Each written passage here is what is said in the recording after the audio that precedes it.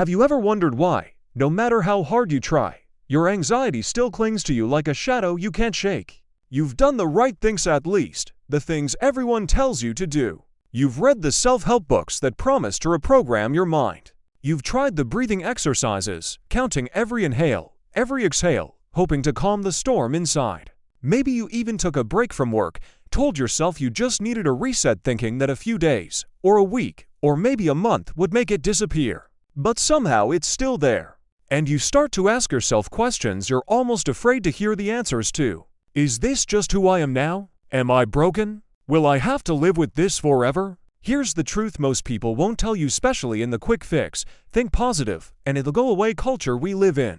Anxiety isn't just in your head. It's not just some glitch in your thoughts you can silence by repeating mantras 100 times. Anxiety is a signal. It's your mind and body whispering immediately, screaming that something deeper needs your attention.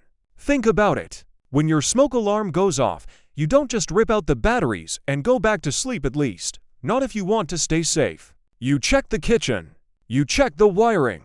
You figure out why it's ringing in the first place. But when it comes to our own internal alarms, when it comes to anxiety, most of us do exactly that. We pull out the batteries. We distract ourselves. We pretend it's not there. And yet the alarm keeps ringing. That's why today, I'm not going to tell you to just relax or stop overthinking. Because if it were that simple, you wouldn't be here right now, searching for answers. Instead, we're going to go beneath the surface, past the symptoms, past the quick fixes, past the just be happy advice into the real reasons your anxiety won't go away. And I'm willing to bet some of these reasons aren't what you think they are. Some of them might surprise you. Some of them might even explain why everything you've tried so far hasn't worked the way you hoped. We're going to talk about the habits you didn't realize were feeding your anxiety, the subtle ways your environment, your thoughts, and even your body keep that tension alive. And we're going to talk about what you can do starting today to loosen its grip, not by force, but by understanding. Because here's something I've learned both from my own journey and from watching others break free from the same cycle. You can't heal what you refuse to look at. You can't outrun anxiety. You can only walk through it. And when you learn to walk through it with awareness, something amazing happens. Its power begins to fade. So, if you've been feeling like you've tried everything, if you've been frustrated, exhausted, maybe even hopeless at times, I want you to know this: there is nothing wrong with you. You are not weak for feeling this way. You are not broken. Your anxiety is not a life sentence, it's a message. And when you hear the message clearly, you can finally decide what to do with it. By the end of this video, you'll understand not just why anxiety has stayed with you, but how to start taking small, powerful steps to live with more peace, more freedom, and more control over your own mind and body. So, take a deep breath with me right now. In and out. Let your shoulders drop. Let your jaw unclench. And as we move forward, stay open not just to what I say, but to what you feel in your own body as you listen. Because the journey we're about to take isn't just about getting rid of anxiety. It's about finally understanding it. It's about finally understanding yourself. All right, let's begin. 1. You're fighting anxiety instead of listening to it. Here's something most of us get wrong about anxiety. We treat it like an enemy that needs to be destroyed. We push it away. We distract ourselves. We fight it head on like it's a battle we have to win. But think about this for a second. What if anxiety isn't here to harm you? What if it's here to tell you something? Imagine you're driving your car and suddenly a warning light comes on. Would you slam your fist against the dashboard, yell at the light, and demand it turn off? No. You'd probably pull over, pop the hood, and check what's going on. That warning light isn't the problem, it's a signal that points to the problem. Your anxiety works the same way. It's not the broken part of you, it's the flashing light on your body's dashboard, saying, hey, something's off. Please pay attention. Here's the danger. The more you fight that signal, the louder it gets. This is how the vicious cycle starts. You feel anxious. You tell yourself, I shouldn't feel this way. I need to stop this now. Your body hears the urgency, thinks, oh no, more danger, and ramps up your anxiety even higher. It's fear feeding on fear. Anxiety about anxiety. So what's the alternative? Pause. Breathe. Ask yourself, what is my anxiety trying to say right now? Sometimes, it's pointing to a boundary you've ignored, like saying yes to too many things, or letting someone take more of your energy than you can give. Sometimes, it's a reminder that your body is exhausted and needs real rest, not just scrolling on your phone in bed. And sometimes it's simply your mind's way of saying, slow down. I can't keep running at this speed. I know this might sound strange, especially if you've been taught that anxiety is the villain in your story. But here's the truth. The moment you stop treating it like an enemy and start seeing it as a messenger, everything changes. Now, I'm not saying you need to like your anxiety. You don't have to invite it in for coffee and thank it for ruining your afternoon. But I am saying you can choose a different relationship with it. One that's less about war and more about understanding. When you do this, something powerful happens. Your nervous system stops feeling like it has to scream to get your attention. It realizes you're listening, and the intensity often begins to fade. So here's a little exercise you can try the next time anxiety shows up. Instead of saying, go away, say, okay, I hear you. What's going on? You might be surprised at the answers that come up when you give yourself permission to listen instead of fight. Because here's the thing, your anxiety is not random. It has roots. And when you find those roots, you can start addressing them instead of just chopping at the leaves. Let me leave you with this thought. What if every time anxiety showed up, it wasn't a sign that you're weak, but a sign that you're human? That your body is wise enough to warn you when something's out of balance. And that really listening might just be the first step toward peace. 2. You're living in future mode all day long. Anxiety has a favorite moment. It's not in the present moment. It lives in the future. It feeds on those two small, dangerous words. What if? What if I fail this project? What if I say the wrong thing in that meeting? What if I lose everything I've worked for? What if this, what if that? And here's the thing, your mind is incredibly powerful. So powerful, in fact, that when it runs those disaster scenarios over and over, your body reacts as if they're actually happening right now. Your heart rate rises. Your muscles tense. Your breathing becomes shallow. You start to sweat. Your nervous system can't tell the difference between an imagined fear and a real one. It's like watching a scary movie in the middle of the night. You know it's not real, at least logically, but your body still jumps at the shadows, your pulse still races, and you find yourself glancing over your shoulder in the dark. This is why so many people feel exhausted at the end of the day, not because something terrible actually happened, but because they've been living in a constant mental simulation of things going wrong. Now, here's the truth. The future will always hold uncertainty. You can't control everything that's going to happen tomorrow. But you can control how much of today you're willing to sacrifice for a tomorrow that hasn't even arrived. That's where mindfulness comes in. And no, it's not just a trendy buzzword. Mindfulness works because it pulls you back into this moment, the only place you can actually live. Right now, as you're listening to me, take a breath. Look around. Feel your feet on the ground. Notice that in this exact second, you are safe. You are breathing. You are here. That's not a small thing. When you remind your body of this truth over and over, your anxiety loses some of its power. Because anxiety can't survive in the now. It needs what if to stay alive. I'm not saying you'll never think about the future. Of course you will. We all have goals, plans, and dreams. But when your life becomes a constant rehearsal for disasters that haven't happened yet, you're essentially paying interest on a debt you may never owe. So here's the question I want you to carry today. What would it look like if you lived this day as if it were enough? If you let yourself experience the present moment fully, without constantly trying to predict and control what's next? Because here's the quiet truth about peace: it's not something you find out there in the future. It's something you practice, one breath, one moment, one choice at a time, right here, right now. 3. You're feeding your mind a diet of fear. Let me ask you something. What are you feeding your mind every day? I'm not talking about your breakfast, lunch, or dinner. I'm talking about the mental diet you consume from the moment you wake up until the moment you fall asleep. Think about it. The news headlines you scroll through in bed. The endless social media arguments that pull you into a vortex of negativity. The conversations that leave you drained instead of uplifted. If your mind is soaking in fear-based content day after day, how could it possibly feel calm or safe? It's like trying to feel physically healthy while eating nothing but junk food. It doesn't work. Your brain is wired to adapt to whatever environment you place it in. If you feed it fear, it learns to live in fear. If you feed it hope, inspiration, and balance, it begins to operate from that place instead. And here's the fascinating thing.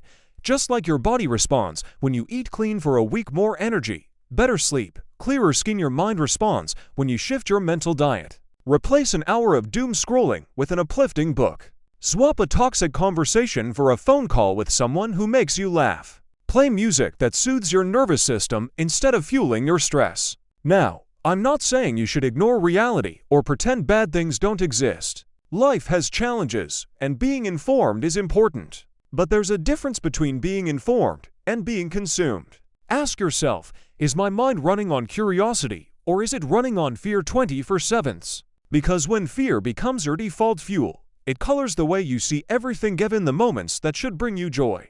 Here's a simple mental reframe you can start today. Every time you notice yourself absorbing something negative, ask, is this helping me grow, or is it shrinking my world? If it's shrinking your world, balance it out. Add something to your mental menu that expands you, calms you, reminds you that life is more than just the worst-case scenario. Because here's the truth, your mind, just like your body, becomes what you feed it. If you want to feel lighter, freer, and more at peace, start paying attention not just to what's on your plate, but what's on your mind. 4. You're carrying old, unprocessed experiences. Sometimes, your anxiety isn't about what's happening right now. It's about what happened then. Maybe there was a time when you felt powerless, when no one listened to you, when you didn't feel safe in your own skin.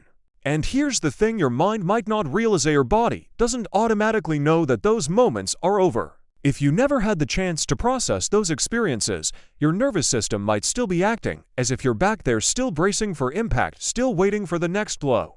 That's why you can be sitting in a perfectly calm room, and suddenly your chest tightens for no apparent reason. It's why you might walk into a harmless situation and feel your heart start pounding, even though nothing bad is happening. These are echoes of the past, emotional fingerprints left behind by moments you never fully got to heal from. And if you've been carrying them for years, you know how heavy they can be. Unprocessed emotions are like unopened boxes in the attic of your mind. You think you've stored them away neatly, but they're still taking up space, and every so often, something triggers them, and the dust comes flying out. So, what does healing look like? It's not about forcing yourself to get over it. It's about creating space to gently unpack those boxes. That might mean journaling not just about what happened, but about how it felt in your body. It might mean talking to a therapist who can guide you through the story without letting it swallow you whole. Or it might simply be sitting quietly, breathing, and letting yourself feel an emotion you've been avoiding for years, just enough to acknowledge it, so it no longer has to scream for your attention. Here's a perspective that changed my own relationship with anxiety. Your body's job is to protect you, even if that means overreacting sometimes. Those anxious responses you hate so much, they're just your body's way of saying, I don't want you to get hurt again. When you start to see anxiety not as a flaw, but as a protective reflex that got stuck in the on position, you stop fighting it and start working with it. You can thank it for doing its job, and then gently show it, over and over, that you're safe now. So let me ask you, what experiences might your body still be holding onto? What moments from your past haven't been given the chance to fully breathe? Because the truth is, healing is not about erasing the past. It's about letting your body finally receive the message it's been waiting for all this time. You survived. You're safe. You can rest now. And when your body finally believes that, the grip of anxiety starts to loosen in ways you might not have thought possible. 5. You're overloading your nervous system. Let's be honest though, many hours of sleep did you get last night? And how many cups of coffee have you already had today? Now, add in the deadlines, the back-to-back meetings, the endless to-do lists, and that little voice in your head whispering, you're still not doing enough. Sound familiar? This is the perfect recipe for keeping your body stuck in high alert. When you treat your body like a machine that can run non-stop, anxiety often becomes the only way it can get your attention. It's your body's emergency brake, a desperate attempt to slow you down before you crash. Think about it. If you had a phone that you never charged, would you be surprised when it suddenly died? Your body is the same. Your brain, your muscles, your nervous system, they all run on energy. If you never give them a chance to recharge, they will find a way to force you to stop. That's why rest is not a luxury, it's a necessity. And I'm not talking about mindlessly scrolling on your phone or watching TV until midnight. I'm talking about real rest. Rest that signals to your nervous system, you're safe now. You can stand down. Here's the good news. You don't need a week-long vacation to start resetting your system. Even 5 minutes of intentional stillness, no screens, no noise, just breathing and body can act like a reset button. Go for a short walk without your phone. Close your eyes at your desk and take 10 slow breaths. Stretch your body before you get out of bed in the morning. Small moments like these tell your body, we're okay. We're not in danger. You can relax. And the more often you do this, the less your nervous system feels the need to live in that constant fight or flight state. So, here's the question: are you really too busy to rest, or have you just forgotten that rest is part of the work? Because the truth is, you can't run at full speed forever. Your body will either rest because you choose to, or because it forces you to. Which one would you rather it be? 6. You're mistaking busyness for self-worth. Let me ask you an honest question. When was the last time you felt truly at peace doing nothing? If your answer is, I can't remember, you're not alone. One of the hidden drivers of anxiety that almost no one talks about is this deeply ingrained belief: if I'm not doing enough, then I'm not enough. It's a belief that sneaks into your life quietly. It starts with little things: checking emails at 11 p.m., saying yes to projects you don't even want, filling every empty moment with a new task. And before you know it, your days are so full that rest feels wrong, even guilty. Here's the trap: when your self-worth is tied to productivity, you will never allow yourself to rest fully. There will always be that voice in the back of your mind whispering, you should be doing more, you haven't earned a break yet, what if you fall behind? But here's the irony: slowing down doesn't make you less valuable. In fact, slowing down often makes you more focused, more creative, and more effective. Think about it. Your best ideas don't usually come when you're buried in deadliness. They come in the shower, on a walk, during a quiet moment when your mind finally has space to breathe. The problem is, we live in a culture that glorifies busyness. We wear it like a badge of honor. How are you? Oh, busy. We say like it's proof that our life matters. But busyness isn't the same as purpose. And exhaustion isn't the same as success. So I want you to consider something radical. Your value as a human being has nothing to do with how much you produce. You were worthy the day you were born, and nothing you do or don't do can change that. When you truly understand that, you can start making space in your life not just for work, but for living. For laughing without checking the time. For reading a book without guilt. For having a conversation without glancing at your phone every 3 minutes. And here's the beautiful paradox: when you let yourself rest, your anxiety often eases on its own. Because you're no longer chasing an impossible standard. You're no longer telling your nervous system, we're not safe until we've done more. So here's my challenge to you. The next time you catch yourself thinking, I haven't done enough today, ask yourself, who decided what enough means? And is that voice helping me or hurting me? You might just discover that slowing down isn't laziness, it's wisdom. And sometimes, the most productive thing you can do for your mind, your heart, and your life is to simply stop. 7. You've lost touch with the anchors that keep you steady. When life gets chaotic, most people try to deal with anxiety by removing symptoms: meditation apps, breathing exercises, maybe cutting back on caffeine. And while those can help, here's something that's just as important, but often overlooked: adding anchors. What's an anchor? It's anything in activity, a place, a person that pulls you back to your center when the waves of life start tossing you around. Think about a boat in rough water. Without an anchor, it drifts aimlessly, pulled in every direction by the wind and the current. But with an anchor, even if the waves keep coming, it stays grounded. Your life works the same way. Anchors can be simple, almost ordinary. For me, sometimes it's walking barefoot on the grass, feeling the earth under my feet. For you, it might be cooking that one recipe that smells like home. Or calling the friend who always makes you laugh so hard you forget why you were stressed in the first place. These aren't just little things, they're lifelines. They're reminders of who you are when everything else feels unstable. And here's the thing: without them, every challenge feels bigger. Every wave feels like it could knock you over. With them, you start to realize that the waves aren't here to drown you, you can ride them. So let me ask you, when was the last time you intentionally connected with one of your anchors? Not by accident, but on purpose because you knew you needed it. In our busy lives, it's easy to forget these small, grounding rituals. We convince ourselves we don't have time for a walk, or a phone call, or that cup of tea on the porch. But those moments aren't wasted time, they are the reason you can handle the rest of your time with more calm and clarity. If you've been feeling untethered lately, maybe it's not because life has gotten harder.